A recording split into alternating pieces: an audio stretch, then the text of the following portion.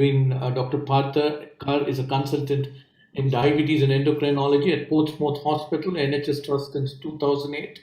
He's been a clinical director of diabetes from 2009 to 15. His main passion is to helping redesign diabetes care in an attempt to integrate chronic disease management across primary and secondary care. He's instrumental and he's the co-creator of TAD Talks, that's talking about diabetes and type 1 diabetes, rise of machines and the type 1 diabetes common origins. He's also very instrumental and been very active with Diabetes India and RSSDI, and also come out with something called Language Matters, which is very, very instrumental in trying to help patients with type 1 diabetes and practitioners like us to interact better with type 1 diabetes patients.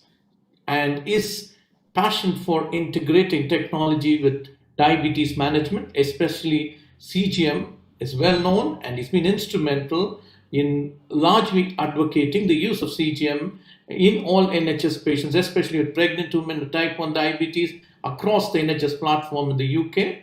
He's a brilliant speaker, administrator, and also somebody who's passionate about what he's going to talk. And this talk on today would be paradigm shift in diabetes management with advent of real-time CGM. Over to you, Dr. Partha. Thank you. Good morning, everybody. Hope you can hear me. Lovely introduction, and it's very early in the morning here, so excuse me. I've just had my coffee, so I'm awake and I'm ready to give my lecture. But I would just like to say also, as ever, a big thank you to Banshi for the invite. Everybody knows about his famous organizational skills and all the events he throws, but this year has shown up another different skill of his, how to organize virtual conferences smoothly too. So it's been, fantastic, and to close the year with this honor, much appreciated. So without further ado, I will do the technology bit of sharing my screen so we can, hold on.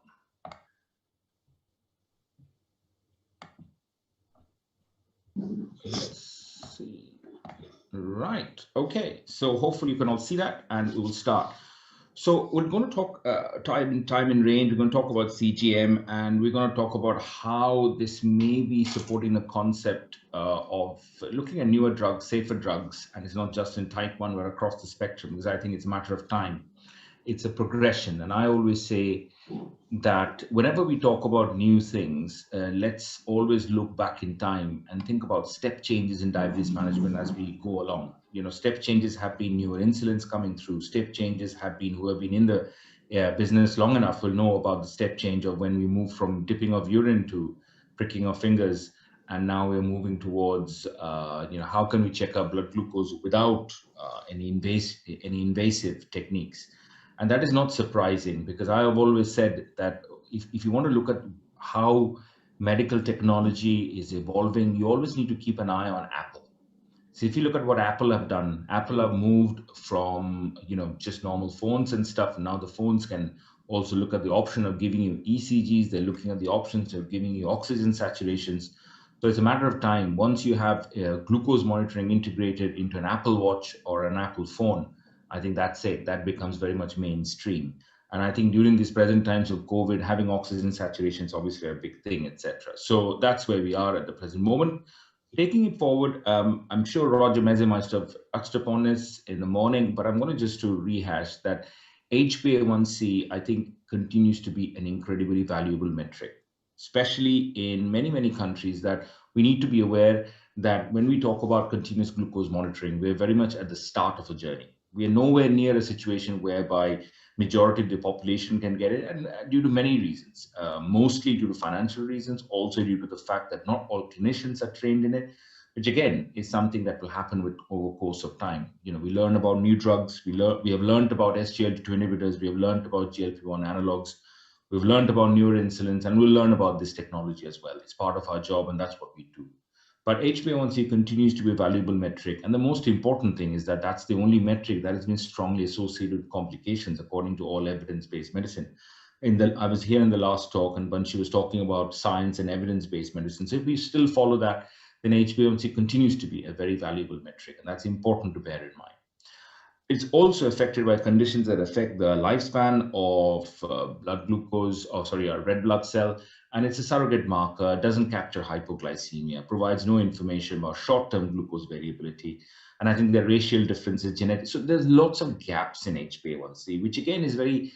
So if I give you an analogy, I can give you the example of creatinine. Creatinine moved across to EGFR because creatinine wasn't giving you the full picture. The creatinine of for example, Arnold Schwarzenegger and the creatinine of Mother Teresa could be the same, but with very different views of where things are.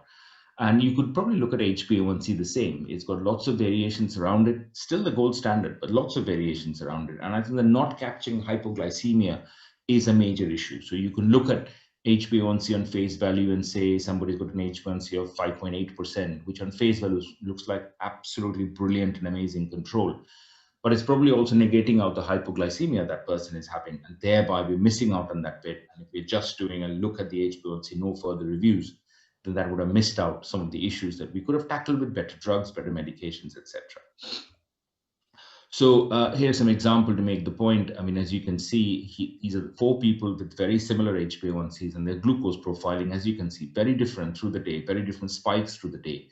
And I think taking a step back, that's what a continuous glucose monitoring does do for you. It gives you an overview of what's happening through the day. So rather than us sort of saying, well, you know, you need to just change your diet, or you need to probably give yourself one more tablet. What you can look at, for example, if you pick any one particular patient, let's say you pick the last one here, the HbA1c 8%, you can look at the spike in the evening and you're starting to think, well, is it the dinner time? Should we look at the diet around dinner time, or should we give them some fast-acting insulin? So in a sense, it gives you a better understanding of which areas to focus on and target, which I think is a very welcome as we try and get on top of HbA1c control. And as you can see, this is one of the issues with the HbA1c we talk about, especially with the racial differences. As you are in a tighter range, you can see the difference in HbA1c between the 2 groups, which can fundamentally also change your diabetes management. And I think that's quite important, that thereby we don't use it as a clear-cut singular marker for everybody, irrespective of the racial difference. So those are some of the drawbacks within HbA1c. So one of the concepts that has come through, Tadej Batalino, who some of you may have heard speak, and his colleagues have done a really good paper in Diabetes Care 2019. The reference is there. And they have come up with a proposal as to what we should have as our targets. Now, I think, as you can see, they're very ambitious targets. They're very different based on whether you've got type 1, not only type 1, type 2, it's about the older patients and higher risk. So you're trying to, for want of a better phrase, take your foot off the gas pedal, off the accelerator a little bit when you're in the frail category, or the older or the higher risk category, irrespective of your type 1 diabetes or type 2 diabetes. And you're trying to have more levels. So you're trying to avoid the hypos, in short, in that particular age group. So you can see the differences there about the pregnancy, the older high risk, and the type 1, type 2. Those of you who would like to have a look at that paper, it's worthwhile having a look and having this simple chart, having it stuck up. I do have in my clinic room. It gives me a very good visualization of what we're aiming to do. And I think what it does do is have this sort of conversation with the person sitting in front. And I think this is why continuous glucose monitors, or in any shape or form, whether you're talking about Libra, whether you're talking about Dexcom, whether you're talking about Medtronic's Guardian Connect, what it does do is it changes the dialogue that you're having with your patient. So time in range is a concept where you're trying to get the patient's blood sugars between, if I go back one slide, and then you can see your target range is 70 to 180. So if you're saying to a person that, if you go back to this slide, if you're saying, well, if you get your blood glucose between that 70 and 180, around 60% of the time, your HbA1c is 7.5%, which is a very different place to be in, rather than saying, well, to get to 7.5%, you must do harder, you must try harder. What you're trying to say to the patient is that what we're not asking you to do is stay 100% in range, because frankly, that is pretty impossible to do. A lot of people without diabetes will struggle to do it. And I think, as you can see, 70% of the time in range brings you to an extremely good level. So I always say to my patients, have that discussion when, for example, they come with an HbA1c 9%. You're saying, well, why don't we do it one step at a time? Let's get it from 40% to 50%, because you can see that drop. And I think that sounds more achievable to the person, rather than the usual clinic review is 9%, let's try another drug and let's try and bring it down. And you don't know what you're targeting and you don't know what message you're giving. So the language matters thing comes into play a little bit, where we're not sort of just saying to the person, not showing our frustration. As I always say, people live lives you don't know the pressures they're under, but give people something achievable to do. It's a bit like, we all would like to have achievable targets in life. I don't know about you guys there, probably, but here, post-Christmas, we all put on weight. I certainly have, after having all my food and drinks, etc. So achievable target for me is to try and lose a bit of that weight.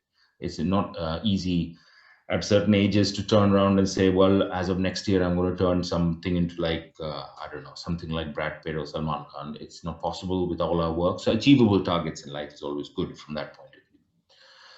As you can see, 6.7, 70%, which flip it around. You're saying to the person, 30% is fine. Don't get agitated when you see that some ranges. Don't get disappointed. Don't get disheartened, but you're on the right track. Even if some readings are outside that range of 70 to 180, don't worry. 70% will get you an amazing HbA1c. So I'm going to talk a little bit about insulins because I think it's important, because what happens, understandably, a lot of conversations in the whole continuous glucose monitoring space goes very much limited into, oh, is it only about type 1? I'm going to give you a few examples where it's not the case, and why I think over the course of time, this will become across the board, pretty much a change of paradigm of care. So as you all very well know, you can see the progression of insulin. I always use this slide to talk about a very similar concept that we have with iPhones. So those of you who have heard me say about it, I've said this many a time before. What is the difference between iPhone 4, and iPhone 11? The answer is nothing, especially if you want to think about what is its primary purpose, which is to answer a call. They both do the same things, no change. But why do we have a more upgraded iPhone? Well, first of all, because the older iPhones have been taken out of the market, so there's no option. And second of all, we very rarely use our phones nowadays just to answer a call. We do it for many other things, like we would like to have the internet very simply at the hand on our palms. We'd like to be on social media. We would like to, use an app for X, Y, and Z. We would like to play our games. And I think if you think of insulin that similar way, that's what's happened with insulin. It all drops your blood glucose. What it does do as time has progressed, they're a bit more smoother. They give you more flexibility. They give you change of timing. They can give you less hypo. So it gives you more functionalities. And that's the way to look at the progression of insulin. And why do I talk about that? Because if you look at all the studies of insulin or the newer insulins, you can see the reproduced hypo. That's the main focus. And you've heard this from Novo Nordisk, from Sanofi, all of the guys who brought up their newer insulins. The focus has been very, very clear. Our newer insulins gives you much more smoother coverage, and it gives you less hypoglycemia. So you've seen this slide deck and had talks about it many, many times, and possibly done talks yourselves as well. If you look at these particular trials, and that's sort of in relevance to some of the earlier talks that was going on, you can see these sort of trials. I'm not going to labor too much the point, but as you can see, these particular trials, looking at this combination of newer insulins, focuses on one thing again: confirmed hypos, nocturnal hypos. What are they talking about here? And this is where I go back and wrap it around the whole concept of CGM. How do you know a person is having hypos unless you know what the sort of time in ranges are? You don't, unless you're asking that person to get symptomatic, or they're waking up at different times a day, checking their blood sugars 8 to 10 times a day. It's pretty impossible to find it. And the reason we say that is because the impact of hypos in a system. So it becomes like a very, very circular discussion. How do you pick up hypos if you're not checking it? And how do I ask somebody to check it if you're not giving them a good degree of quality of life, which continuous glucose monitors do bring to a certain extent? Again, had study showing rates of hypoglycemia. Kamlesh Kunti, who you have heard from, fantastic speaker and professor from UK. Lots of studies showing that people reporting hypoglycemia much higher than what you would expect as things stand. Severe hypos, Southeast Asia being actually higher than severe hypos. And this is where I make a point, which I've done previous talks on about, is that as we grow older, our response to hypoglycemia, or in the sense of how our body reacts to hypoglycemia, is also very different. So it's not very easy to pick up hypoglycemia just by standard questions of, are you shaking and have you had a full-blown hypoglycemia? It doesn't quite present like that all the time. And here's the point I make: hypoglycemia twofold higher for older patients, because hypoglycemia in the elderly can present in a very, very different way than we find in our younger patients. And I think that's why it's underreported as well. Hypoglycemia hospitalization costs, as I'm sure you're very well aware, continues to build over the years. And the economics of it is a very good paper here Assessing the economic impact of insulin-related hypoglycemia, an excellent paper which looks at what happens when you have the hypoglycemia on an economic basis, so to speak. So I'm sure you've seen all this, and in fact, this one has just recently been upgraded a little bit by the ADA. The ADA EASD guideline keeps on talking about the changes, a very much modern guideline, which is adaptable to all the changes. And you can see the focus, a lot of it here, which again, continuous glucose monitors would be quite useful to attain, especially when you're looking at the hypoglycemia side. And I always reference this paper as well, which came from India many years ago, which talks about hypoglycemia and type 2 diabetes. The point of these hypoglycemia slides are to say, this is where continuous glucose monitors have a very strong foothold, and they will gain one as we progress. If we are looking at simply of tackling hypoglycemia, how do you know they have hypoglycemia when we're not always sure of the presenting symptom? This is where CGM can come into play, and I suspect will as we grow older, as we grow more attuned to the system of using hypoglycemia. So from a patient's perspective, there's this really good study done from King's College, which talks about what is, from the patient's perspective, the most important things for their diabetes. And most people are fearful of amputations. They're fearful of going blind, and quality of life is a very important thing. While for clinicians, on the other hand, a very important thing is glucose control, death, etc. So death actually comes number 6 or 7 on the list for somebody with diabetes, according to that paper. They're more worried about the quality of life. Amputation and blindness directly related to quality of life. And I always ask everybody, if with affordability understandably being a big question, that if you had diabetes yourself, would you like to prick your fingers, or would you like to have a non-invasive method of doing so? Answer is always the same. If the evidence base suggests that the device you're using is quality controlled and safe enough, then of course you'd like to use a non-invasive way of checking your glucose levels. Now, if you then take a step back and think of the use of glucose monitoring, continuous glucose monitoring, beyond the field of just type 1 diabetes, where I think it's absolutely priceless with a very different physiology, regular monitoring needed, and type 2 diabetes in people where you want to prevent hypos, take a step back and think of what use it could have even on a short-term basis for people who you're trying to look at preventing type 2 diabetes or to put type 2 diabetes into remission. There is a good paper out which talks about the role of what we call physical review of your own glucose levels in relation to food. So does it act as a motivator for people when they look at their glucose level? They can scan themselves, so the glucose reading comes up when you're taking certain types of food or you're doing certain activities. You have a better understanding, apart from the input from dietetic colleagues, as to what impact glucose levels can have on your body, what impact certain food does, etc. Do you then consider having one less laddu than when you go to somebody's house, etc.?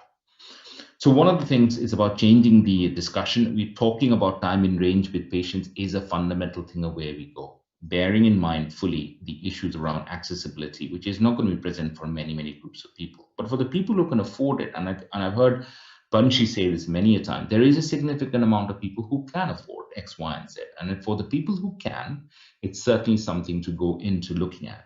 As time progresses and hopefully prices drop and companies have bigger market shares, they look at prices, then though they will become far more accessible. You're talking about tackling highs and lows together. You're talking of using of appropriate drugs and assessing their efficacy by visualization. And most importantly, we are having a conversation on acceptability in the sense that diabetes is with you. What can you do? What can we visualize for you that we as a clinician or a specialist can help you target, rather than blindly saying you need to do more exercise, you need to just eat more healthily. What are the obstacles? I mentioned clearly about availability and affordability being a big question. And just to put this in context, even in countries like the UK, whereby everything is funded from the national health and it's tax funded, not everybody with type 1 diabetes, let alone, has got access to every single device. And that's because it's not cheap. It takes time to show its benefits, as we are hopefully showing. But I always mention the point about industry responsibility, and I keep challenging industry personnel as well, that if they want their device to be widely available in markets which may not have the economic strength, then they also need to target the market accordingly, not just keep it for the people who can afford it. Because the more you use it, the more the efficacy grows, the more the confidence of people grows, and the more you move towards using it.